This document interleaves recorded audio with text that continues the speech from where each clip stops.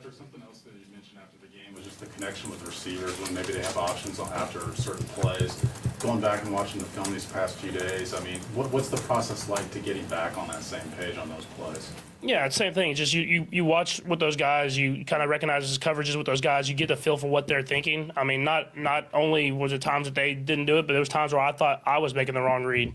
And then me not throwing it in the right position, I mean, that kind of leads to bad things. And so that's just going to go back to us working at our fundamentals, especially me, kind of footwork in the pocket, staying true to my reads, kind of like I said earlier, and just being on the same page as those guys.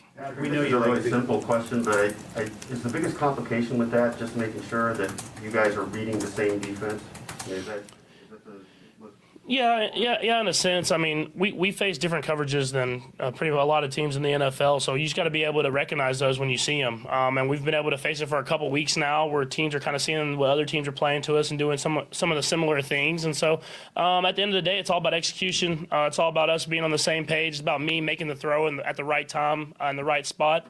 And so that's something I'll keep getting better and better at, and try to find ways to score more points. Is it difficult at all to make sure that, like, Tyreek sees it's the same coverage that you see it is? Or?